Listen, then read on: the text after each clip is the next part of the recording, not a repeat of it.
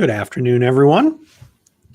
Welcome you to the very last IEEE-USA legislative update of 2020 and the last legislative update for the 116th Congress. We're not done yet. Congress still has some things to finish up, but when Congress eventually goes into recess, somewhere between this afternoon and say Wednesday, that will be that. And when they come back after the break, in early January, it will be the 117th Congress, and we'll start everything over again. So let's get right into it. Quick political updates. The Electoral College has voted in each one of the states. In the District of Columbia, the electors have gathered and cast their ballots. Those ballot totals are now being transmitted to a bunch of people, but most importantly, the President of the Senate, who is Vice President Pence, who will read those results off to a joint session of Congress on January 6th. On January 6th, any two legislators, one senator, one representative, can challenge the results from any given state. If they do that, and I suspect a couple of them will, the entire Congress, the House and the Senate, will vote almost immediately on whether or not to accept the Electoral College vote that was sent to them by the governors of the states. The vote has to pass both chambers of Congress for anything to happen. So if either chamber says, no, we accept the results are accepted. Since the Democrats will control the House and the Republicans will probably control the Senate, I don't think it's terribly likely that any of those state results will be overturned. So the Constitution gives Congress really the final say in all this. And so even if the courts say, no, it turns out the vote in Pennsylvania was way off, Congress can do whatever it wants. And so effectively, that means on January 6th, the presidential election should be formally over. And then we will have a new president, most likely on Inauguration Day. In congressional news, Luke Letlow won the final House race in Louisiana.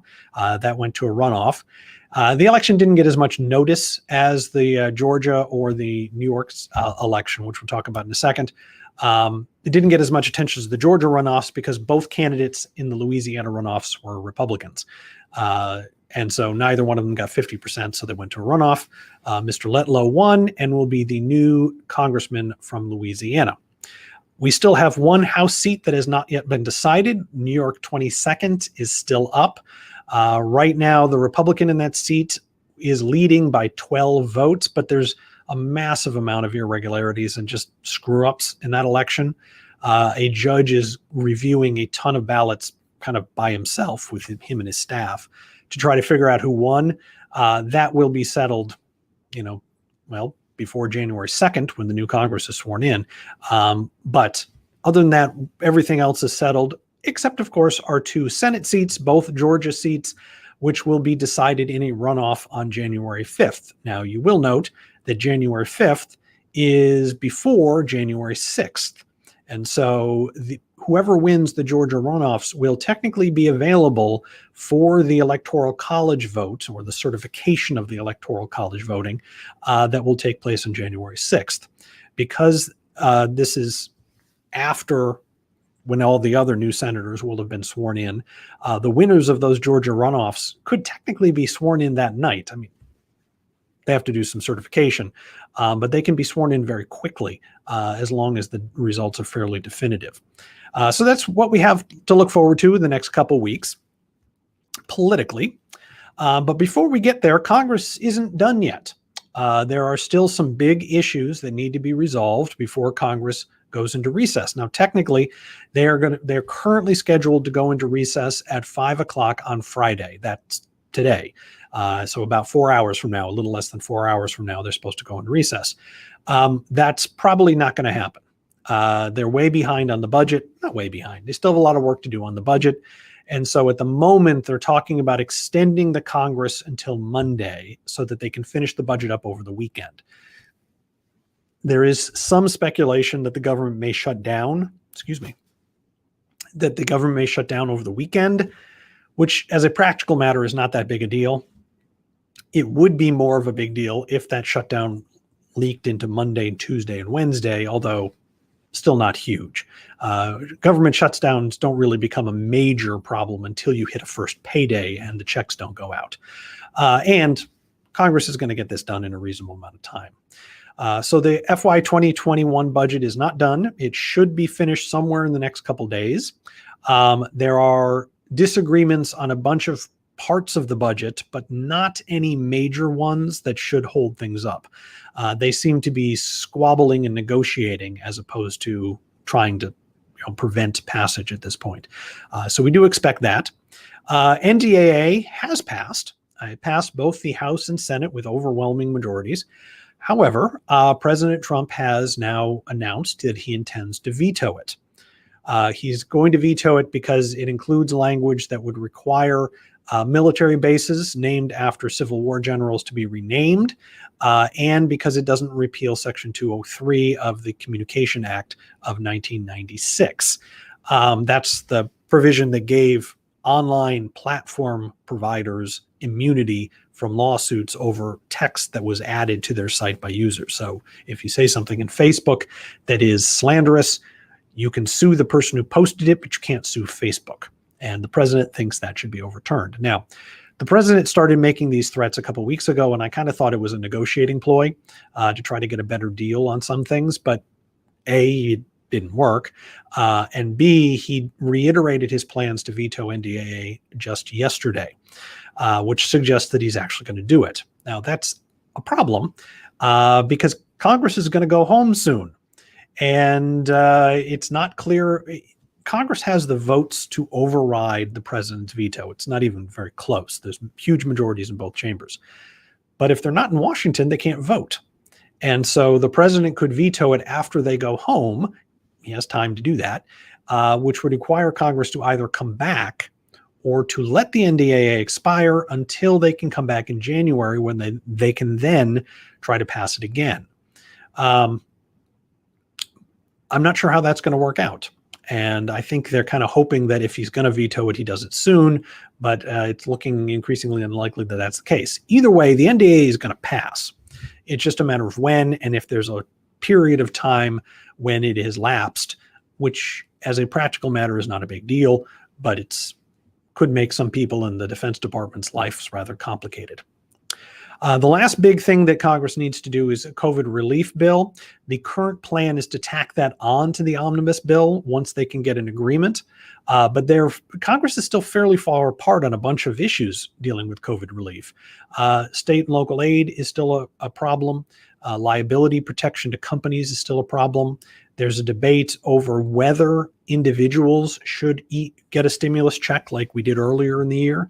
And if so, how much should it be?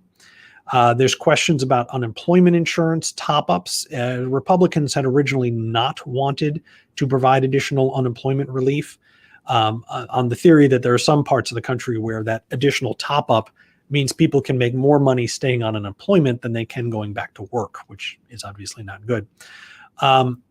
It appears that the Republicans have conceded that some employment aid will be provided, and now they're quibbling about how much it's going to be. And that's a lot to still work out for a bill that doesn't technically have to pass. I suspect at this point something will be attached to the omnibus bill, but whether it's a big COVID relief bill or something fairly small remains to be seen. And that can pop up. I mean, and then they're negotiating right now, so we could see the results of that at any time. One other bill, it's not a major bill, and most people in Washington are talking about it, but it's a big deal to IEEE, is the Fairness Act. This is the bill that would remove the country caps from the EB visa program. As you all know, the Fairness Act passed both the House and the Senate overwhelmingly. It actually passed the Senate unanimously, but it wasn't the same bill. The Senate made some amendments to it, and so House and Senate have to pass identical versions of the bill for it to become law.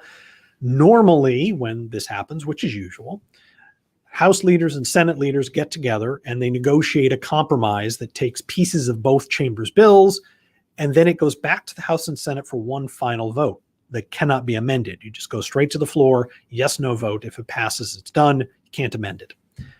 The problem is there's not really time for that. The bill passed the Senate late on December 2nd. That was not that many legislative days ago. So instead of going to a proper conference committee, Senator Lee, the primary Senate sponsor, and Representative Lofgren, the primary House sponsor, got together to negotiate a deal that combined elements of the two chambers' bills. And they haven't done that. Last I heard, which was yesterday afternoon, Senator Lee and Representative Lofgren had not reached an agreement on what version of the bill they wanted to move forward. The problem is, once Senator Lee and Representative Lofgren agree on what they want the final version of the bill to look like, there's not enough time really to bring it back to the House and Senate floor for a vote, so the plan is to just stick it in the omnibus bill. But to stick it in the omnibus bill, they need to get permission from the leaders of both parties in both chambers and the appropriators, at least the senior appropriators in both chambers, to add it to the omnibus bill. That is going to take some time. And since we don't have a bill yet, you can't start those negotiations. Moreover, there are thousands, it's probably exaggeration, hundreds of bills on Capitol Hill that somebody on Capitol Hill wants to stick into the omnibus bill because that's the only way to get it passed. Fairness Act is going to need to get in line with all those other people. It's getting awfully late. I mean, as of yesterday afternoon, there was no deal, so Lofgren and Lee couldn't even start the process of trying to get it attached to a bill. And here's the thing.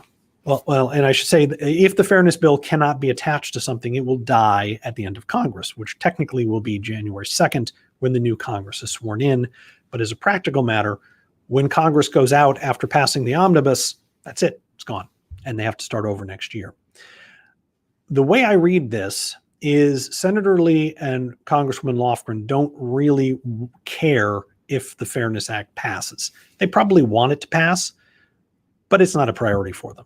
And the reason I say that is when Senator Lee got the bill passed in the Senate on December 2nd, everybody knew it was going to be a heavy lift to get that attached to something by the end of the year. There just wasn't very much time.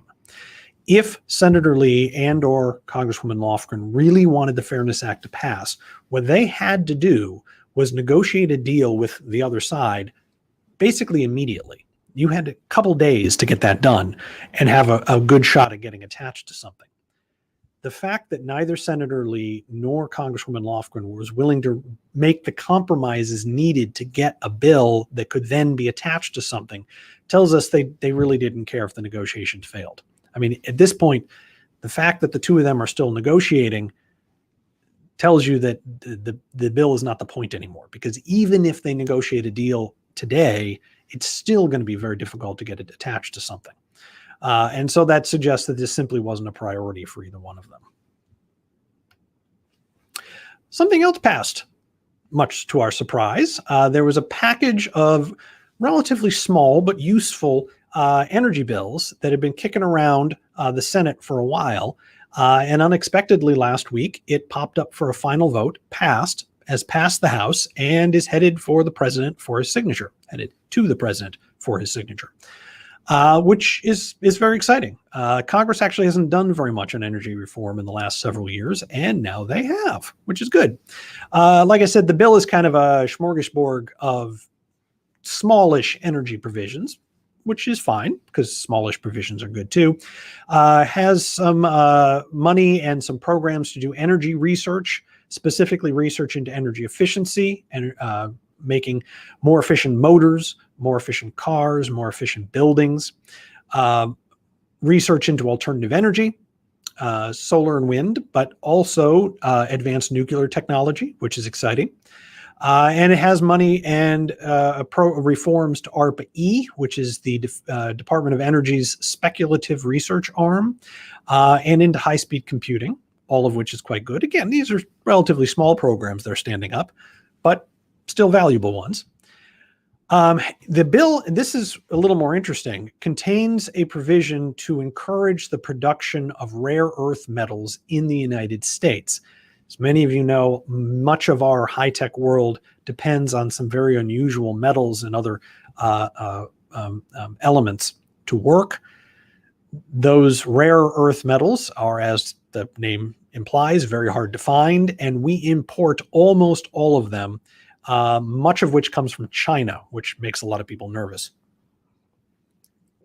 Fact is, the United States has some of these rare earth elements here within our country.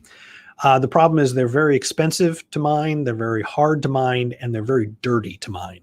And so we've been content to simply import those metals from other places. This bill will start to ramp up production in the United States so we can at least meet some of our demand through domestic production. And lastly, the bill that passed, the law, soon to be law, creates a couple programs to encourage energy workforce development to make sure we have plenty of highly trained future IEEE members in the energy space for the next generation. So IEEE-USA worked on many of these provisions. We've been working on some of these provisions for a couple of years now, and so we're very excited that they're about to become law. This, by the way, just popped up in my email just the other day. The Department of Energy sent us an announcement. They are accepting bids for part of $75 million to conduct research into chemical and materials research associated with quantum computing. And so if anybody is interested in trying to get a piece of that $75 million to conduct research, feel free to give me an email and I will pass on the link. I understand we are also placing that link on our Facebook page if you are interested. Bunch of other tech-related stuff going on, not all of which is policy, but which will touch on what we do here in Washington. There was a hearing just the other day, just yesterday actually, on rural broadband. That is getting a lot of attention on Capitol Hill. There is language in the NDAA to encourage the deployment of rural broadband, excuse me. But the NDAA is a fairly targeted piece of legislation. A much bigger bill is in the works for next year, and IEEE-USA looks forward to supporting it. Excuse me. There are now 3 lawsuits against Google and or Facebook for anti-competitive behavior. As I understand it, attorney generals in a bunch of states and different coalitions of states for each one of the lawsuits say that Google and Facebook conspired with each other to drive up the cost of internet ads, that they gave each other and themselves preference in search algorithms and pushed businesses to their business away from competitors using their online platforms. Now, it's not 100% clear that all of that activity is in fact illegal. But here's the thing about antitrust law. You don't mess with it because the penalties from antitrust behavior are severe. And, I think there's lawsuits in Europe against some of these companies as well. This is a continuation of the political system's pushback against the power of big tech and the market dominance of some of the companies in big tech. And these lawsuits are one thing, but I expect to see more of this and more attention paid to this in the next Congress. Lastly, Congressman Schiff calls for urgent work to defend nation in the wake of massive cyber attack. There was, many of you aware, a huge cyber attack and breach of a number of government agency websites and servers it was over the last 6 months, but it just came out in the last few days, which reminds Congress and the rest of us about the importance of cybersecurity and the importance of securing government digital services, cyber services. There is in the 2021 budget a number of pots of money for various government agencies to beef up their cybersecurity efforts.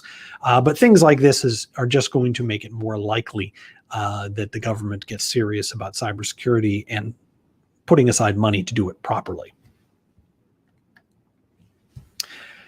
IEEE-USA is finalizing, we're getting ready, I should say, for 2021, getting the pieces in place to have an aggressive year. The things we're going to focus on, I've talked about before, the Endless Frontier Act, the Chips and Foundries Act, all of which focus on technology investments, encouraging companies to invest in technology research, for the government to invest directly in research, and to bring technology manufacturing back into the United States. IEEE-USA intends to make these a priority for next year, and we're already talking to legislators about how to do that. We see an outside chance for green card reform next year. We have a coalition of associations, scientific and other engineering associations, pulling together to see if we can make a sustained push next year. We always do tech implementation and promotion, helping to educate particularly the new members of Congress about technology and how it impacts society. And we'll be working again to promote small technology companies and consultants, protecting you from changes in the regulations governing technology consultants. I mentioned this last time. I'm going to mention it again and mention it next time as well. Our Congressional Visits Day in 2021 will be a local visits day. We don't anticipate folks will be able to get into DC, but we do anticipate you will be able to see your legislators wherever it is that you live, even if it's just over a computer screen. We'll be setting up those meetings for starting the end of March. The last week in March and the first week in April are both recess weeks for Congress. That's the Easter recess. So folks should be home, making those meetings easier to get. The registration page will be open right after New Year's, so look for it. And we hope as many IEEE members as possible join us for this important event. As I mentioned earlier, this is our last update for 2020. Our next update will be January 8th, 2021. We should definitively have a president by then. We will have a new Congress sworn in. We'll be talking a little bit about the new leadership of the various committees. We'll know who runs the Senate by then probably as well. We'll know who the committee chairs are. We'll know who's on the various committees, and we'll have a better idea of who these newcomers that we just elected are, all of which we'll talk about in what will become a preview of the 117th Congress. Until then, I'm Russ Harrison, Director of Government Relations for IEEE-USA in Washington, D.C. I want to thank you for joining us for this session and all our sessions in 2020. Hope you and your families all have safe, healthy, and pleasant holidays. If I can be of any service, or if any IEEE-USA staffers can be of service, my phone number is 202-530-8326. My email address is r.t.harrison@ieee.org. Look forward to hearing from you, and if not, happy holidays. And with that, I will flip screens and see if we have any questions. If you do have questions, please enter them in the chat screen.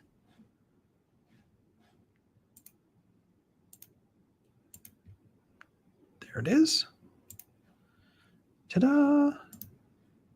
Oh, quite a few things. Yeah, Don makes a accurate prediction, and right after I said it, I realized I'd done this. The NDA requires renaming military bases who are named after Confederate generals, not just Civil War generals. And Don, thank you for pointing out that correction. Brendan Godfrey said, you stated the leaders do not want the Fairness Act to pass, and why? I don't think it's so much that they don't want it to pass, it's that it's not a priority for them. I think they would like it to pass, but they don't want it to pass enough for them to make the compromises that were necessary to get this bill in a form where it could move at the very end of a Congress. You know, the heart of the bill is the same in the House and the Senate. There's some bells and whistles around it that are a little different. And then there's some ancillary, some H-1B language that we think is fantastic from the Senate. That's Senator Durbin and Senator Grassley's work that we want to keep. And as we mentioned a couple of weeks ago, there is the China provision that was tacked on at the end, the Section 9, that would give the president the authority to block almost all immigration from China if he wanted to. That's obviously a lot more controversial. But the heart of the bill is basically the same. And so Mrs. Lofgren and Mr. Lee could have gotten together and say, okay, listen, we got all this extra stuff. We'll take some of the extra stuff, include it, take the heart of the bill, clarify the few differences between our two versions, and there's our bill. Good, good. They agree, they shake hands, and then they move it forward. But they didn't do that. They're haggling over things. Well, at this point, haggling is the same thing as not passing the bill, which tells me that while they wanted it, it just wasn't a priority for them, which is interesting since they put a lot of energy into getting it passed. Don points out that rare earth metals are not that rare. I guess it depends on what you define as rare. But you're right, there are a lot around. But as I said, and as you have pointed out, they're messy. They're hard to get. You got to go through a lot of dirt to get enough of them. And that irritates some people. China doesn't seem to care, and so they produce a lot more of them. Don has all sorts of good questions today. Do you think the cyber attack will change the rules limiting NSA on domestic surveillance? The hackers, likely Russian, use U.S. servers and sites to hide their tracks. Well, there's a chance of that, but we have to be a little clear here, Don. There's a difference. I think there's a difference between monitoring computer servers and monitoring people.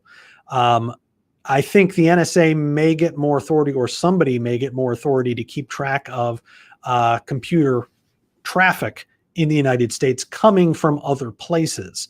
And I do expect that there will be other law changes as a result of the cyber attack. I just don't quite know what they are yet. And we need to give Washington a little more time to digest what happened before they decide what they're going to do about it. IEEE-USA will be continuing to work to educate legislators about what this cyber attack stuff is and what can be done about it. There's also talk about doing some diplomatic things about this particular attack, which are interesting.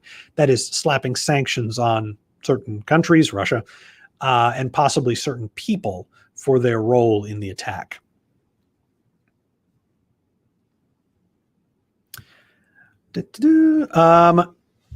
Brendan asks a complicated question about an executive order creating Schedule F, which, if I recall correctly, Brendan, give the federal government, well, the president, the ability to fire more senior government officials. And as a representative of IEEE-USA, I do not have any thoughts on that because we do not have a position on that. This is a good opportunity to remind you that when I say IEEE-USA supports or opposes something, that is not me speaking. That is the membership of IEEE speaking, membership of IEEE in the United States speaking. IEEE-USA has a fairly elaborate process filled entirely by volunteers to create, approve, and finalize, and then publish formal position statements on public policy matters. And the staff does not have, we cannot advocate for anything until it goes through that process. The IEEE members in the United States have not chosen to take a position on Schedule F, and so I do not have a position on Schedule F. If any of you have thoughts on that, I would love to hear them. Don asks a question about if the haggling on Fairness Act is procrastination until Congress sees what the Biden administration wants to do. That is a reasonable assessment of the situation, but I don't actually think it's true. And I don't think it's true for two reasons. One, the Trump administration has indicated they will sign the Fairness Act. Actually, three reasons. Two, the basic political balance between the House and the Senate is probably not going to change for next year. And as a result, there's no real advantage to trying to move it again next year as opposed to getting it passed this year. And three, remember, once we have the new Congress sworn in, the Fairness Act of 2020 goes away. And so you have to start the process all over again. It's been 4 years, 2 Congresses, that people have been trying to get this bill passed. I don't think they would deliberately simply allow it to die so that they would have an opportunity to try again next year. The political environment is likely to be almost exactly the same. The players will almost be exactly the same. And so I don't see why the outcome would be dramatically different. So why not get it passed now if that's really what you want to do? But it doesn't appear to be what they want to do. And I think I got everything. Okay.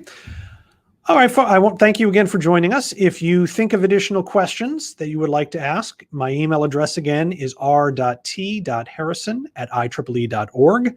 It is a pleasure to represent you in Washington. I look forward to talking with you all again next year and working with you to represent IEEE and IEEE members to the United States government. Thank you.